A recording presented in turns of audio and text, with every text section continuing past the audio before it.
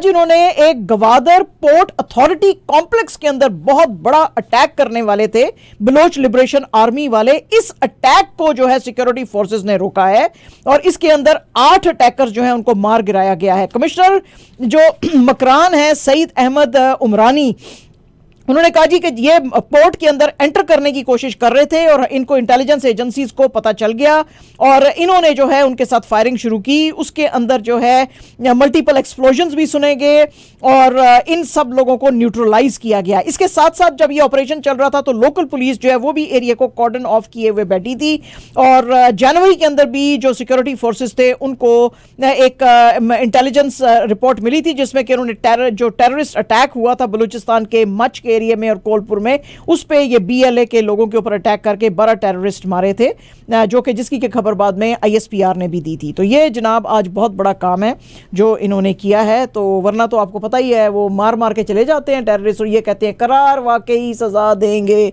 बस वो नैरेटिव चलता रहता है इनका, लेकिन आज जनाब नहीं चल पाया। ठीक है जी।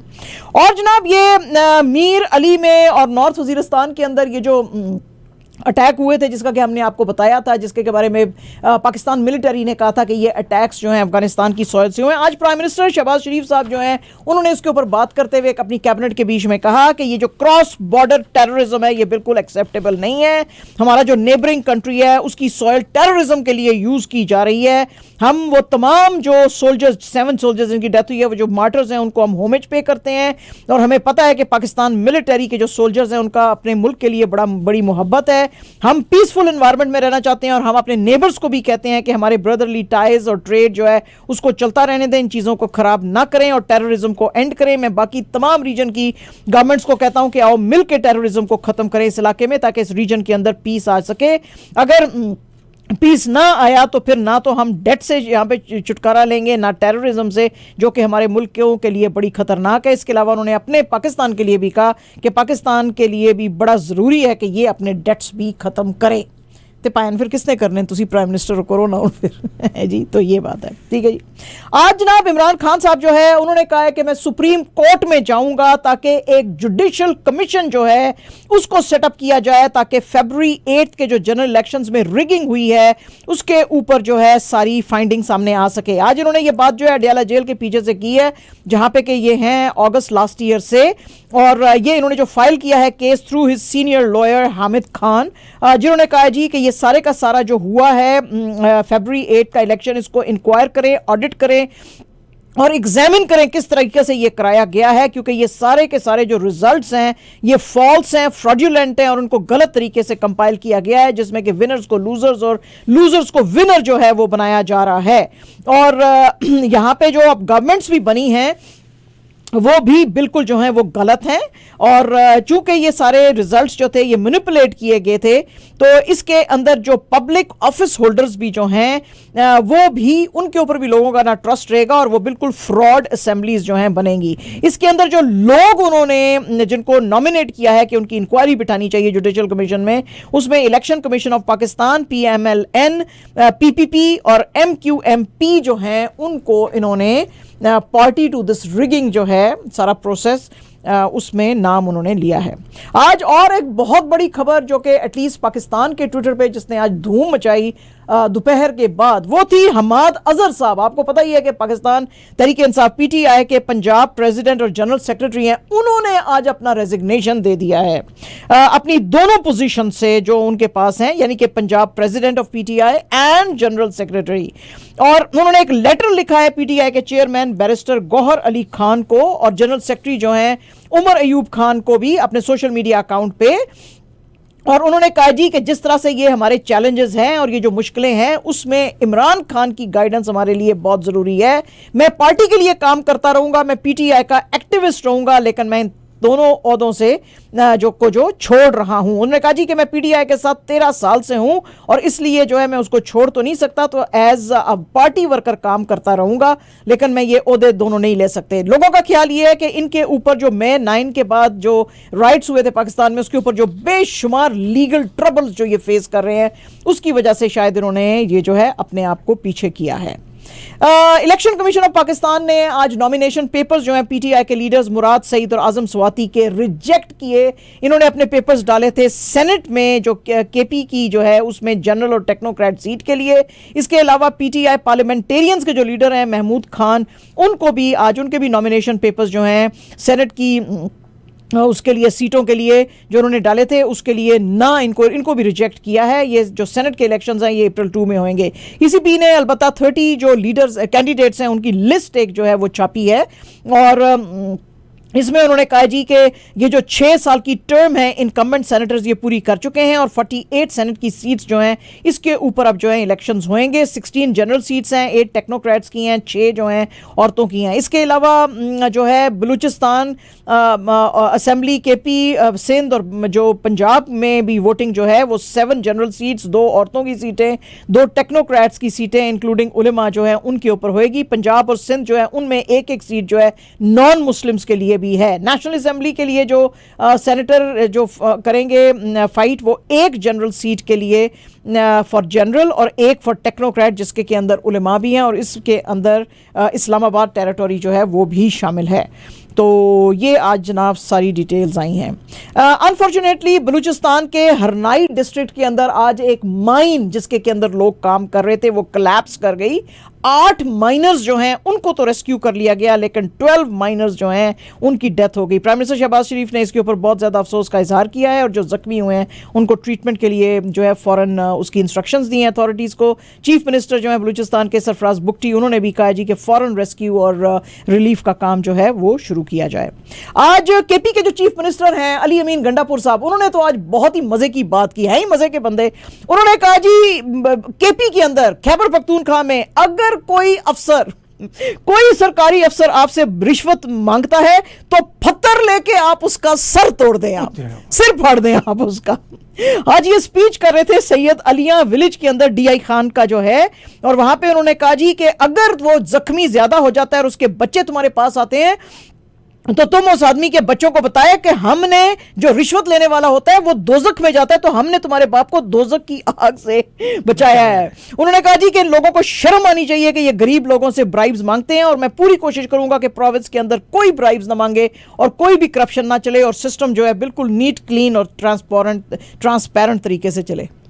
चलो माजिद भाई बड़िया पाकिस्तान दियाँ रोने दियाँ खबर दे दी हैं, उन कोई चंगियां खबर देने आ दोनों, ठीक है जी। चलो जी some good news, at least some good news, ठीक है जी। अलीज़ा खान 26 ईयर्स ओल्ड हैं और फाउंडर हैं रुहेल फाउंडेशन की। आज उनको, यानी आज तो नहीं, उनको एक दिन पहले हम कर नहीं सके थे खबरें, डायना लेगेसी अवार्ड जिसकी के 25th एनिवर्सरी आज मनाई जा रही थी उस पे, यानी कि परसों जो मनाई जा रही थी, हमने ये कल आपको खबर सुनानी थी, तो ये उस पे इनको जी अवार्ड मिला है। She has become the first Pakistani woman to get this prestigious award और ये इन्होंने अवार्ड जो है लंदन में प्रिंस विलियम से लिया है।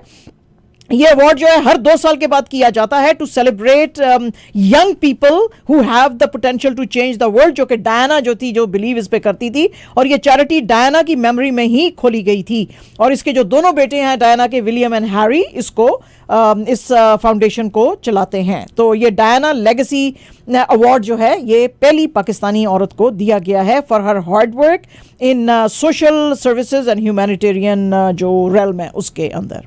और जनाब पाकिस्तान का आज आया है यूनाइटेड, सबसे पहले यूनाइटेड नेशंस का आज आया है वर्ल्ड हैप्पीनेस रिपोर्ट। इसमें जी एटलीस्ट एक चीज में पाकिस्तान हिंदुस्तान से आगे है। पाकिस्तान में लोग ज्यादा हैप्पी हैं compare to India. Pakistan is ranked at 108th position जबकि इंडिया जो है 126 स्लॉट के ऊपर है। इस रिपोर्ट के अंदर ये जो है United Nations sponsored world happiness report 126 जो इसकी वो जो इसकी नई लेटेस्ट रिपोर्ट जो आई है उसके अंदर फिनलैंड जो है वो दुनिया का हैप्पीएस्ट कंट्री है for the 7th straight year.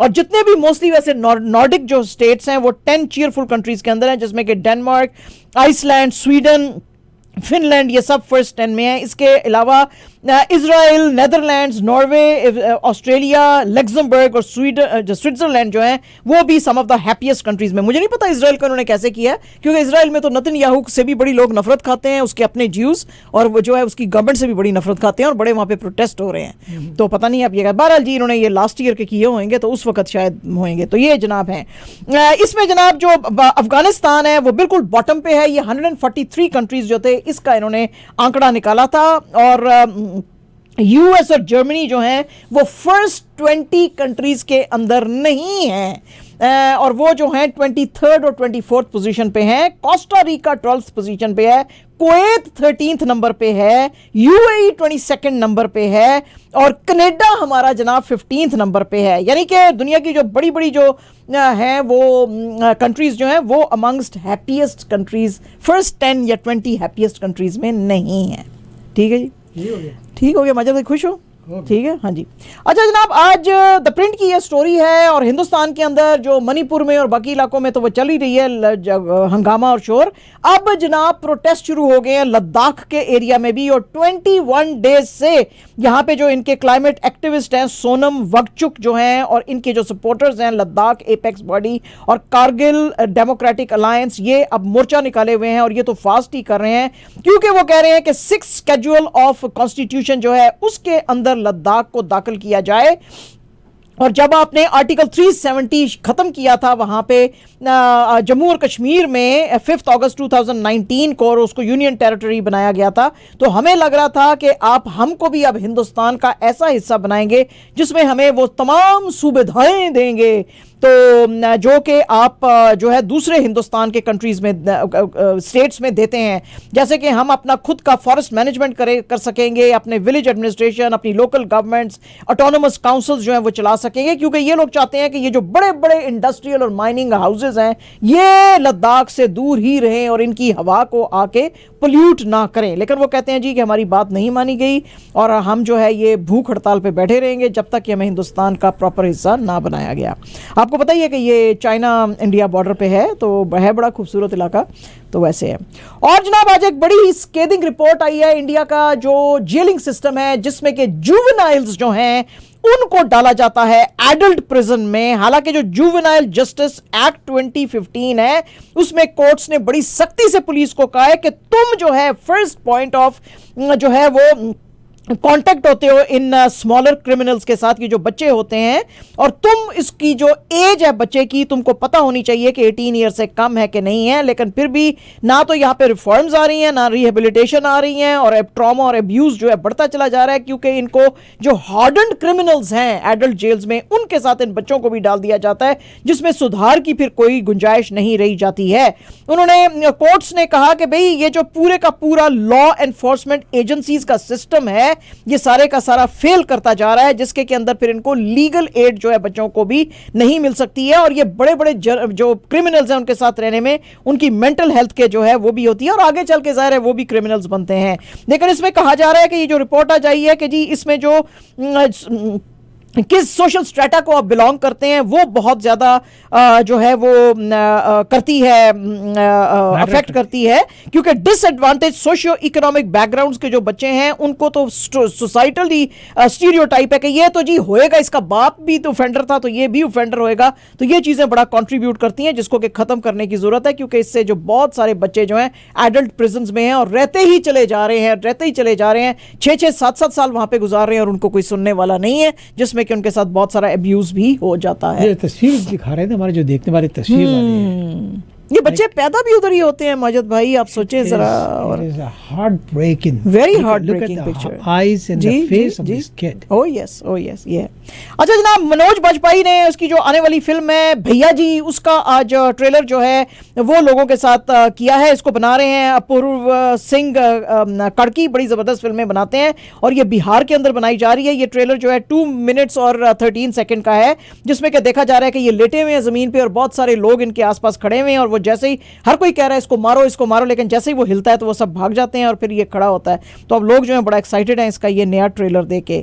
जैकी श्रॉफ साहब ने कहा है जी कि बागी 4 आने वाली है। आपको पता ही है कि जैकी श्रॉफ को बागी से ही बहुत ज्यादा जो है वो शोहरत मिली थी। तो बागी 1, बागी 2, बागी 3, तो अब ये 4th जो सीक्वल है ये इसका आ रहा है। वो कह रहा है कि the franchise is closest to my heart and it is the most challenging. तो लोगों को अब जी इसकी मूवी का इंतजार है। और जनाब अनिल कपूर साहब नजर आएंगे, उनकी आने वाली फिल्म है सूबेदार, उसके अंदर ये रोल प्ले करेंगे सूबेदार अर्जुन सिंह का। और ये जो न्यूज़ है उन्होंने अपने इंस्टा पे डाली और उन्होंने कहा जी जो कैप्शन में लिखा हुआ है उसमें यह लिखा हुआ है कि पहले तो इसने जो है दुश्मनों के खिलाफ बॉर्डर पे लड़ा था, तो अब क्या ये अपनी एस्ट्रेंज्ड बेटी जो है उसके साथ लड़ सकता है, सोसाइटी के अगेंस्ट लड़ सकता है। लेकिन अब इसको खड़ा होना ही पड़ेगा सूबेदार को कि जो मुल्क के अंदर के जो एनिमीज हैं और जो फैमिली के खिलाफ है उनके खिलाफ लड़ने के लिए इसको खड़ा होना पड़ेगा। तो अभी देखेंगे फिर खड़े होंगे कि नहीं। ठीक है जी। और जनाब आज आ गई है रिपोर्ट केड़ा अमीर एथलीट है। इस दफा फोर्ब्स वाले नहीं लेकर आए, इस दफा ब्लीचर वाले जो हैं ये रिपोर्ट लेकर आए हैं कि कौन एथलीट 10 हाईएस्ट पेड जो एथलीट्स हैं उनके बारे में जनाब आज इन्होंने बात की है। उसमें माइकल जॉर्डन जो हैं, आपको पता ही है एनबीए के, इन्होंने 6 चैंपियनशिप्स जीती हैं। इनकी वर्थ सबसे ज्यादा है 3.75 बिलियन यूएस डॉलर्स। इसके अलावा Tiger Woods 2.66 billion US dollars, Cristiano Ronaldo 1.92 billion, Arnold Palmer जो कि आपको पता ही होगा शायद कि बहुत ग्रेट गोल्फर थे 1.76 billion, LeBron James LA Lakers की आपको पता ही है 1.7 billion US dollars, Jack Nicklaus ये भी जो हैं गोल्फर हैं 1.67 billion, Lionel Messi 1.67 billion, David Beckham 1.5 billion, Roger Federer आपको पता ही है टेनिस लेजेंड है 1.49 billion and Floyd Mayweather professional US boxer हैं, 15 टाइटल्स जीते हैं, 1.48 बिलियन यूएस डॉलर्स हैं जी इनके पास। ठीक है जी, उन खुश हो? अच्छा जी।